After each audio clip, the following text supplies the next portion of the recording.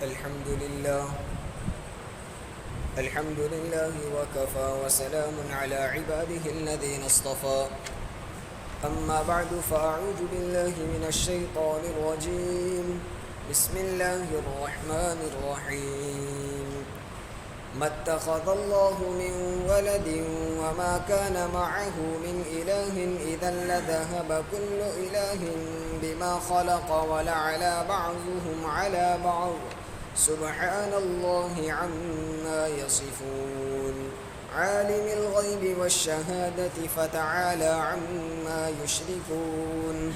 قل رب إما تريني ما يوعدون رب فلا تجعلني في القوم الظالمين وإنا على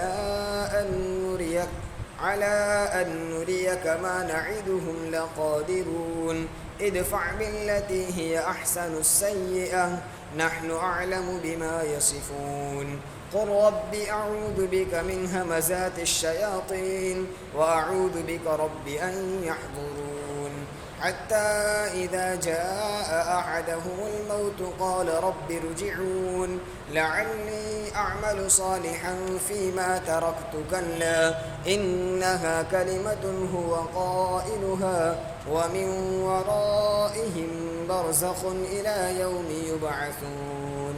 صدق الله العظيم.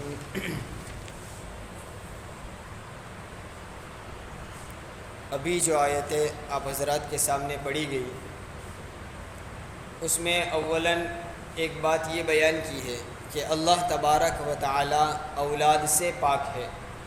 اللہ کی کوئی اولاد نہیں. آگے حضور اکرم صلی اللہ علیہ وسلم کو ایک دعا سکھلائی ہے کہ اللہ کے عذاب سے بچنے کے لیے یہ دعا کرتے رہو. نیز شیطان کے وسوسوں سے بچنے کے لیے یہ دعا ہے. اور آخرت میں اللہ کے نہ ماننے والوں کو کیا عذاب ہوگا اس کا مختصر ذکر ہے. پہلی بات، اللہ تبارک و تعالی اولاد سے پاک ہے. مکہ کے لوگ فرشتوں کو اللہ کی بیٹیاں سمجھتے تھے. یوں کہا کرتے تھے کہ یہ فرشتے اللہ کی بیٹیاں ہیں، جن کو وہ لوگ دیوی کہتے ہیں. آج بھی ان کے یہاں ہنود کے یہاں بھی دیوی کا تصور ہے. وہ یہ سمجھتے ہیں کہ یہ اللہ کے کام کرنے والے اور اللہ کی بیٹیاں ہیں، اللہ کا گویا نعوذ باللہ تعاون کرنے والے ہیں. اسی طرح عیسائیوں کا عقیدہ تھا کہ حضرت عیسیٰ علیہ السلام اللہ کے بیٹے ہیں، اور یہودیوں کا عقیدہ تھا کہ حضرت عزیر علیہ السلام اللہ کے بیٹے ہیں. تو ان لوگوں نے کسی نہ کسی کو اللہ کا بیٹا اور بیٹیاں بنا لی تھی. قرآن میں اللہ تبارک و تعالیٰ نے اس کی نفی کی کہ اللہ اولاد سے پاک ہے. سورہ اخلاص میں بھی ہے لم یلد ولم یولد. اس نے کسی کو جنا نہیں اور وہ خود کسی سے جنا نہیں گیا، یعنی نہ اس کی اولاد ہے نہ اس کے ماں باپ ہیں. اس آیت میں بھی اللہ رب العزت نے اس عقیدے کی نفی کی ہے. ما اتخذ اللہ من ولد وما كان معه من الہ. اللہ فرماتے ہیں کہ اللہ نے کوئی اولاد نہیں بنائی ہے. ولد کا معنی اولاد ہوتا ہے، لڑکے ہوں یا لڑکیاں، بیٹے ہو یا بیٹیاں، کوئی اللہ کی اولاد نہیں ہے. ما اتخذ اللہ من ولد، اللہ نے کسی کو اپنی اولاد نہیں بنایا. لہٰذا جن لوگوں کا عقیدہ ہے فرشتے اللہ کی اولاد ہے وہ غلط. جو لوگ یہ کہتے ہیں عیسیٰ اللہ کے بیٹے ہیں یہ غلط. جو لوگ یہ کہتے ہیں کہ عزیر اللہ کے بیٹے ہیں وہ غلط ہے. ما اتخذ اللہ من ولد، اللہ نے کسی کو اپنی اولاد بنائی ہی نہیں ہے، اللہ نے کسی کو جنا ہی نہیں ہے. اور وما کان معه من الہ، اور اس کے ساتھ کوئی دوسرا معبود ہے ہی نہیں، اس کا کوئی شریک نہیں ہے. جیسا کہ عیسائیوں کے ایک گروہ کا عقیدہ میں نے ابھی بتایا کہ یہ عیسیٰ علیہ السلام کو اللہ کی اولاد مانتے تھے، اور بعض لوگ عیسیٰ علیہ السلام کو اللہ کا شریک مانتے تھے. عیسائیوں میں 3 طرح کے طبقے تھے. ایک فرقے کا عقیدہ تھا کہ عیسیٰ اللہ کے بیٹے ہیں. دوسرے فرقے کا عقیدہ تھا کہ عیسیٰ روح القدس یعنی جبرائیل اور خود رب اللہ، یہ تینوں مل کر خدا ہے. عیسائیوں کے ایک فرقے کا عقیدہ تھا، یعنی 3 ذات مل کر ایک خدا بنتا ہے، ان کا عقیدہ یہ تھا. اس اعتبار سے عیسیٰ علیہ السلام گویا اللہ کے شریک ہوئے، ساتھی ہوئے، دونوں مل کر خدا بنتے ہیں. اللہ نے اس کی بھی نفی کر دی. وَمَا كَانَ مَعَهُ مِنْ إِلَٰهٍ، معبودوں میں سے اس کے ساتھ کوئی نہیں ہے، یعنی اللہ کے علاوہ کوئی دوسرا معبود اس کا شریک ہے ہی نہیں۔ وہ تنہا مالک ہے، وہ اکیلا رب ہے، اس کو کائنات چلانے میں کسی کے ساتھ سہکار کی ضرورت نہیں، کسی کے تعاون کی ضرورت نہیں۔ ما کان معہ من الہ۔ اور ایک جگہ قرآن نے کہا کہ اگر دنیا میں ایک سے زائد معبود ہوتے، لو کان فیہما آلہۃ، آلہۃ کا معنی ہوتا ہے کئی ایک الہ، کئی ایک معبود، اگر دنیا میں کئی ایک معبود ہوتے تو لفسدت الارض، زمین میں فساد مچ جاتا، زمین برقرار نہ رہتی۔ یہ جو نظام چل رہا ہے، جیسا کہ کل کی مجلس میں آیا کہ پوری کائنات کا نظام منظم طریقے سے برابر چل رہا ہے، کوئی ایک سیکنڈ ایک منٹ کا فرق نہیں پڑتا، یہ نظام اگر ایک سے زائد معبود ہوتے تو نہ چلتا۔ اور وہی بات یہاں بھی کہی ہے، اذا لذهب كل الہ بما خلق، اگر ایک سے زیادہ معبود ہوتے تب تو ہر معبود اپنی مخلوق کو لے کر الگ ہو جاتا، ہر خدا یوں کہتا کہ یہ میں نے پیدا کیے ہیں، وہ سب میری طرف آ جاؤ، دوسرا خدا کہتا ہے میرے پیدا کیے ہوئے تو میری پارٹی میں آ جاؤ، ہر معبود اپنی اپنی مخلوق کو لے کر الگ ہو جاتا اور جھگڑے پیدا ہوتے۔ ایک معبود کہتا کہ ابھی دن رکھنا ہے، رات نہیں آنی چاہیے، دوسرا معبود کہتا ہے نہیں، رات کا وقت ہو گیا ہے، بس دن ختم کرو اور رات طاری کر دو۔ ایک معبود کہتا کہ نہیں، ابھی بارش برساؤ، لوگوں کو ضرورت ہے، دوسرا معبود کہتا نہیں، ابھی اور ان کو آزماؤ، ان کو ابھی بارش مت دو، ہو سکتا ہے وہ ہماری طرف متوجہ ہو۔ تو یہ اختلاف ہو جاتا، لڑائی جھگڑے پیدا ہو جاتے، ایک کہتا سورج نکالنا ہے، ایک کہتا سورج نہیں نکالنا ہے۔ اگر دنیا میں اس ایک سے زائد معبود ہوتے تو اس طرح فساد مچ جاتا، لیکن دنیا میں ایسا کوئی فساد نہیں ہوا، کبھی ایسا جھگڑا نہیں ہوا کہ ابھی سورج نکالنا ہے نہیں نکالنا ہے، ہر دن کا سورج اپنے وقت پر نکلتا ہے، برابر نظام چل رہا ہے، اس میں کوئی گڑبڑ نہیں ہوتی ہے۔ اس سے معلوم ہوا کہ دنیا کو چلانے والے ایک سے زائد نہیں ہیں، اگر ایک سے زیادہ ہوتے تو ضرور جھگڑا پیدا ہوتا۔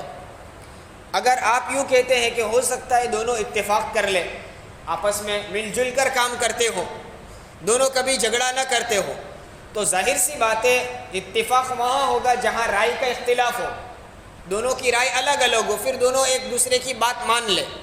اب مان لو ایک خدا کہتا ہے بارش برسانا ہے، دوسرا کہتا ہے نہیں ابھی بارش نہیں برسانا ہے، رائے کا اختلاف ہوا، پھر دونوں نے اتفاق کر لیا کہ چلو بارش برسا دیتے ہیں، تو جس خدا کی رائے یہ تھی کہ ابھی بارش نہیں برسانا، اس کو اپنی رائے چھوڑنی پڑی، وہ تو محتاج ہو گیا، دوسرے کی بات ماننی پڑی، وہ تو اپنی رائے چلا نہیں سکا۔ تو وہ خدا کیسے ہو سکتا ہے جس کو اپنی رائے چھوڑ کر دوسرے کی رائے پر فیصلہ کرنا پڑے؟ ایک خدا کہے کہ ابھی دن رکھنا ہے، دوسرا خدا کہے کہ ابھی رات ہونی چاہیے، اور دونوں نے اتفاق کر لیا، رات طاری کر دی، تو جس خدا کا منشا یہ تھا کہ ابھی دن ہونا چاہیے، اس کی چاہت تو پوری نہیں ہوئی۔ وہ خدا کیسے ہو جس کی چاہت خود اپنی وہ چاہت پوری نہ کر سکے؟ اس سے بھی معلوم ہوا کہ دنیا میں ایک سے زیادہ معبود ہو ہی نہیں سکتے، اگر ایک سے زیادہ معبود ہوتے تو دنیا میں فساد مچ جاتا۔ اذا لذهب كل الہ بما خلق، تب تو ہر معبود اپنے اپنے مخلوق کو لے کر الگ ہو جاتا۔ پھر کیا کرتے؟ ولا علی بعضهم علی بعض، ان میں سے ایک دوسرے پر چڑھائی کرتا، جیسا دنیا کی حکومتوں میں ہے، ایک بادشاہ دوسرے بادشاہ پر چڑھائی کرتا ہے۔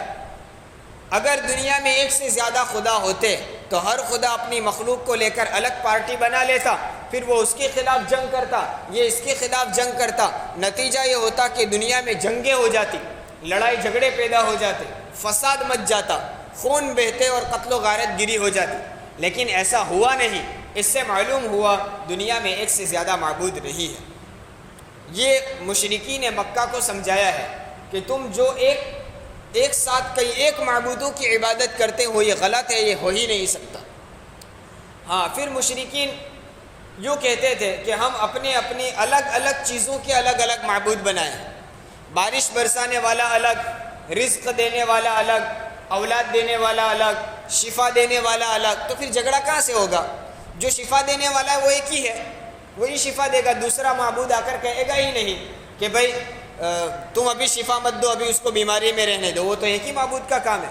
بارش دینے والا الگ ہے، رزق دینے والا الگ ہے، اولاد دینے والا الگ ہے، سارے معبود الگ الگ ہے، تو جھگڑا کس بات کا؟ تو یہ بات بھی ناممکن ہے۔ چونکہ خدا وہ ہوتا ہے جس کے تمام چیزوں پر تمام اختیارات چلتے ہوں۔ وہ خدا کیا ہوا جو صرف رزق دے سکے، اولاد نہ دے سکے؟ وہ اللہ کیا ہوا جو بارش برسا سکے، شفا نہ دے سکے؟ وہ اللہ ہی نہیں ہے۔ اللہ تو کہتے ہی اسی کو ہے جو سب چیزوں کو پیدا کرے اور ہر چیز پر اس کی حکومت چلے، تمام اختیارات اس کے قبضے میں ہو۔ وہ معبود ہوگا، وہ خالق ہوگا، وہ مالک ہوگا، وہی کائنات کا نظام چلا سکتا ہے۔ ورنہ ایک چیز پر قادر ہو، دوسری چیز پر قادر نہ ہو، تو مطلب یہ ہوا کہ جو معبود شفا دینے پر قادر ہے بارش نہیں دے سکتا، تو بارش کے معاملے میں وہ محتاج ہے، اور اللہ کبھی کسی کا محتاج نہیں ہوتا۔ محتاج ہو وہ رب نہیں ہو سکتا۔ جو رب بارش دینے پر قادر ہے، وہ بارش دینے کے لیے جس کو تم نے خدا بنایا ہے، وہ خدا روزی نہیں دے سکتا، تو مطلب یہ ہوا روزی کے معاملے میں وہ خود محتاج ہے۔ اس کو تو خود روزی لینے کے لیے تمہارے دوسرے معبود کے پاس جانا پڑے گا، اور وہ روزی دینے والے معبود کو بارش والے کے پاس جانا پڑے گا۔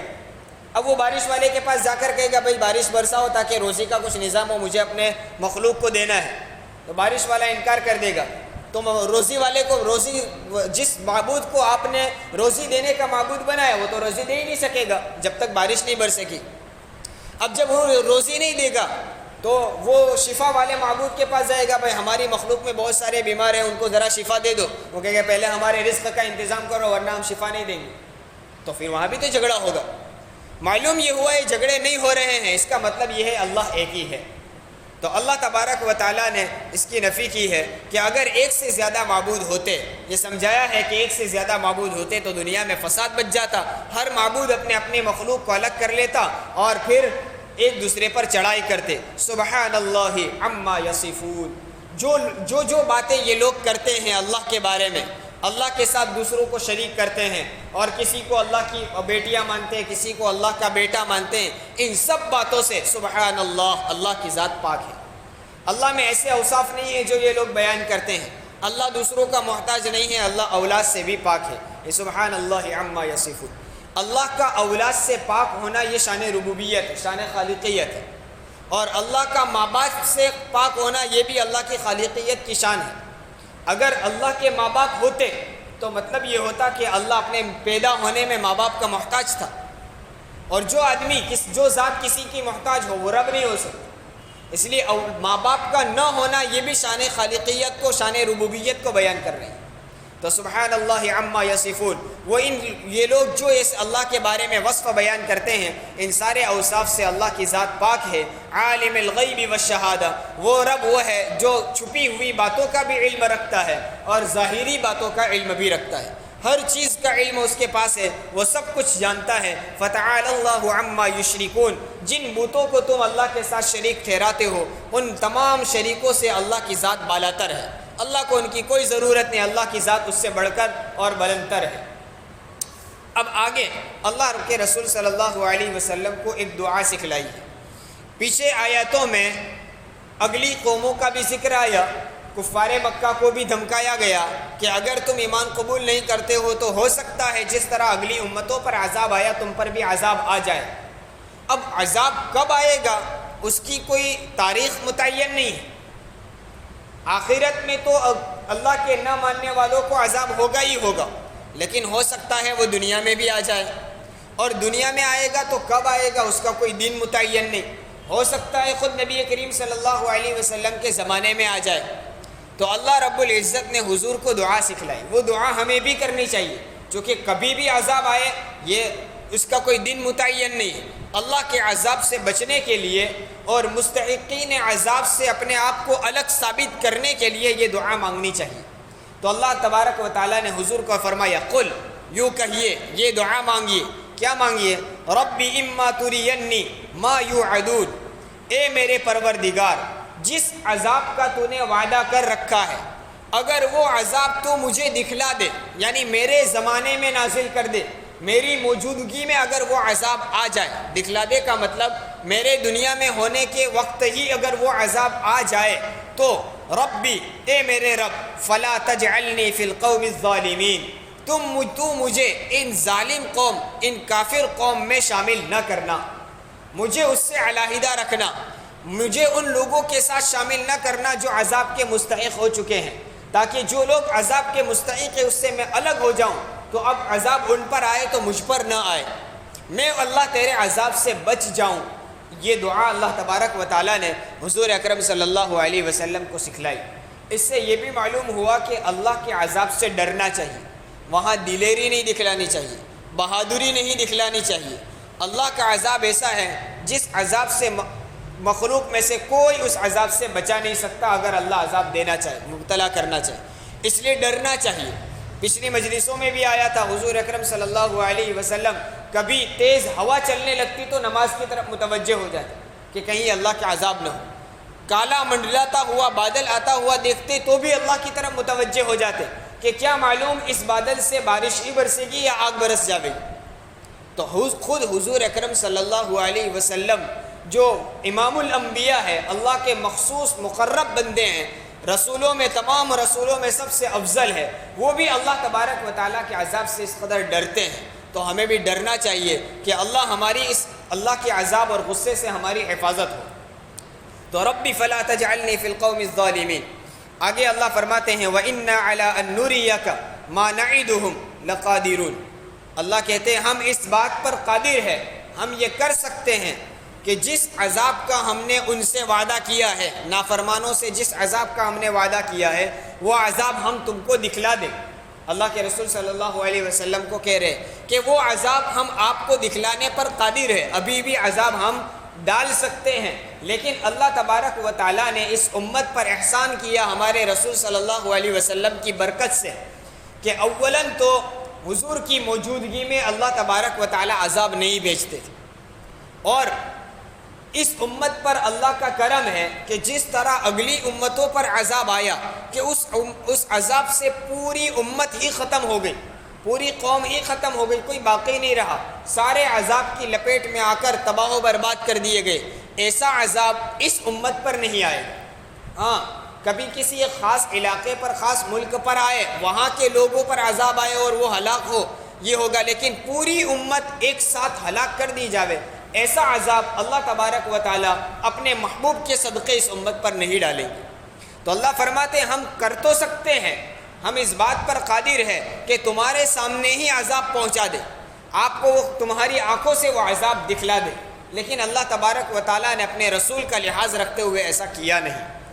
ادفع باللتی ہی احسن السیئہ۔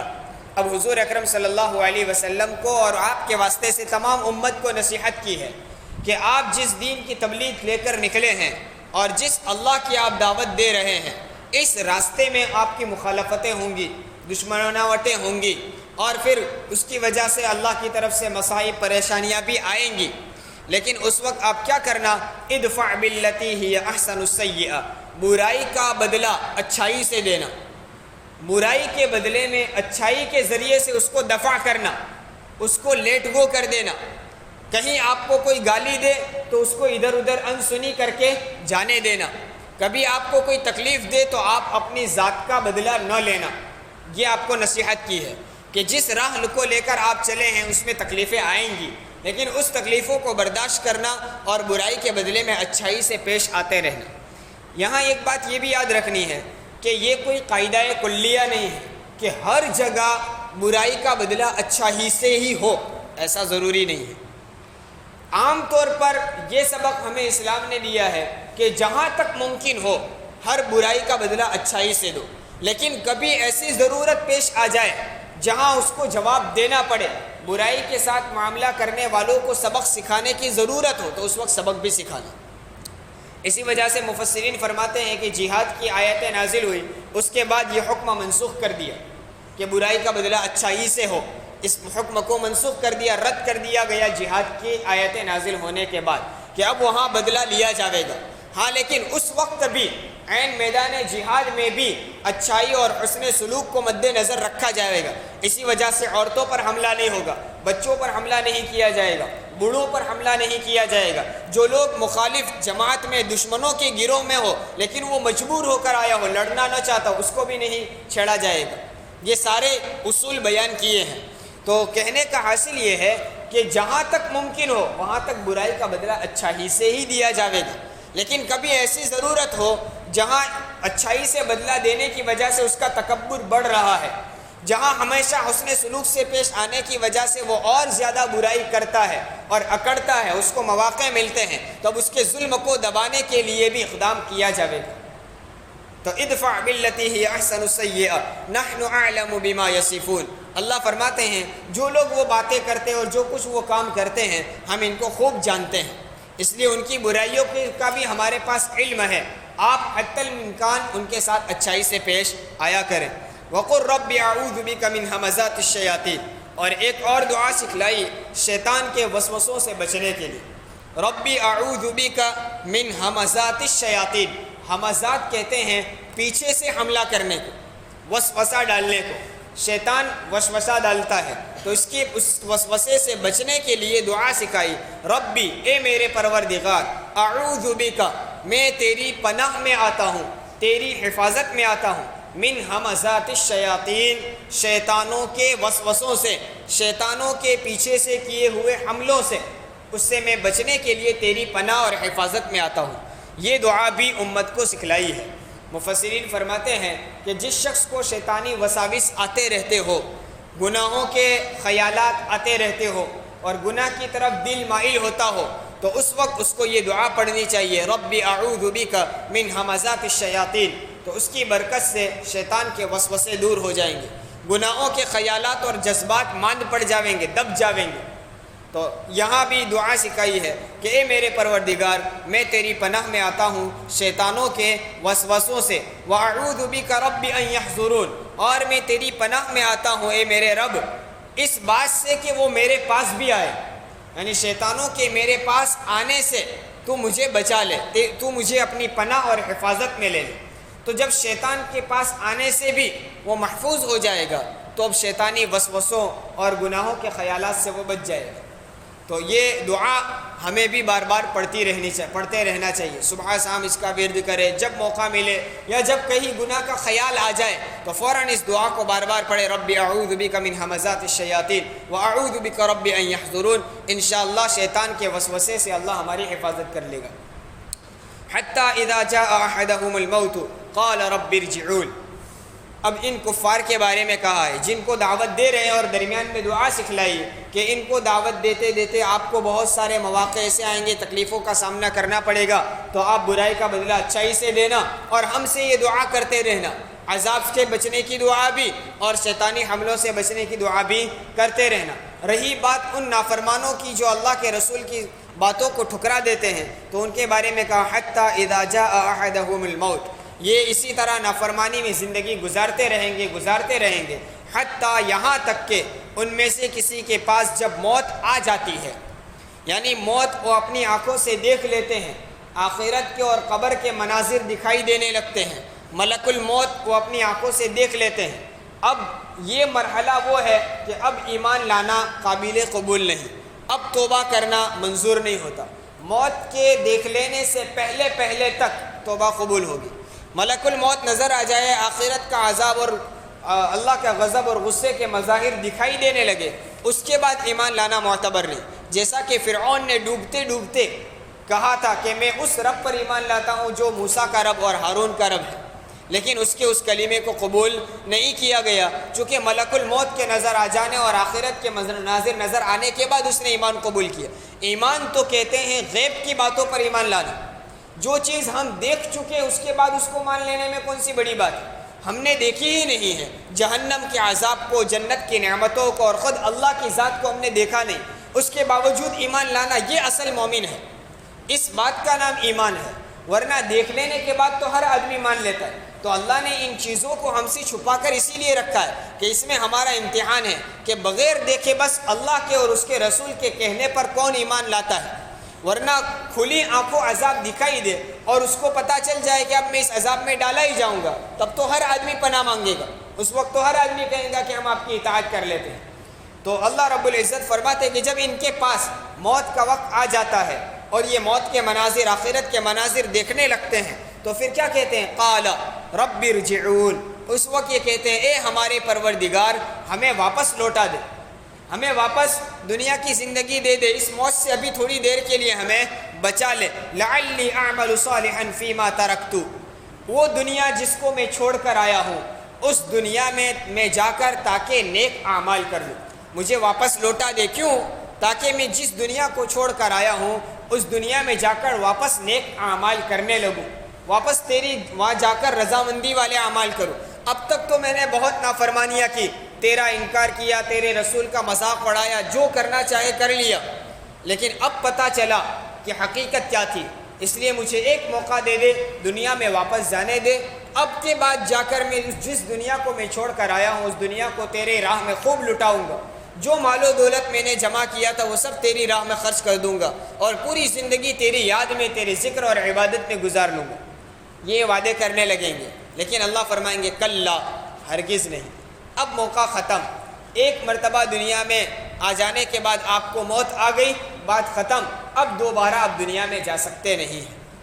یہ تو اصول ہے کہ آپ دنیا میں واپس جا ہی نہیں سکتے، لیکن اگر بالفرض مان لو تھوڑی دیر کے لیے کہ اس موت کے منہ میں آنے کے بعد اور ان منظروں کو دیکھ لینے کے بعد تم وعدہ کر رہے ہو کہ ہم دنیا میں جا کر نیک بن کر رہیں گے، لیکن اگر تم کو بالفرض دنیا میں بھیج بھی دیا جائے تو بھی تم دوبارہ نیک اعمال کرنے والے نہیں ہیں، یہ تو کفر و شرک تمہاری گھٹیوں میں پڑا ہوا ہے، اب تمہیں ہدایت ملنے والی نہیں ہے، تم واپس جا کر اسی روش پر رہو گے جس روش پر پہلے تھے۔ ابھی جو تم وعدے کرتے ہو کہ ہم نیکی کے ساتھ زندگی گزاریں گے، یا انہا کلمۃ ہوا قائلھا، یہ تو صرف تمہاری باتیں ہی باتیں ہیں، یہ وہ باتیں ہیں جس کو تم بول دیتے ہو، بس باقی بات ختم۔ ایسے مواقع تو دنیا میں بھی تمہارے پاس آئے تھے، جب دنیا میں تم پر عذاب آیا تو دنیا کا عذاب، یہ آخرت کا عذاب تم دیکھنے لگے، دنیا کا عذاب دکھائی دیا تھا، اس وقت بھی تم رسول کے پاس آ کر کہتے تھے کہ ہمارے لیے دعا کر دو، یہ عذاب ہٹ جائے گا پھر ہم ضرور ایمان لے آئیں گے، پھر تمہارے لیے رسول کی دعا کی برکت سے عذاب کو ہٹا دیا جاتا، پھر کچھ مہلت دی جاتی تو بھی تم ایمان نہیں لاتے، واپس تم پر عذاب آتا، پھر تم دعا کرواتے عذاب کو ٹلوانے کا اور واپس ایمان لانے کا وعدہ کرتے، لیکن وہی کی وہی روش تھی، کبھی تم ایمان تو لائے نہیں۔ تو دنیا میں بھی ایسے مواقع تمہارے پاس آئے، تم ایمان نہیں لائے، یہاں آخرت کا عذاب دیکھنے کی وجہ سے اچانک گھبرا گئے ہو تو کہہ رہے ہیں کہ ہم واپس جا کر مومن بن کر نیک اعمال کرنے والے رہیں گے، لیکن حقیقت یہ ہے کہ تم واپس جانے کے بعد اسی حالت پر رہو گے جس حالت پر پہلے تھے۔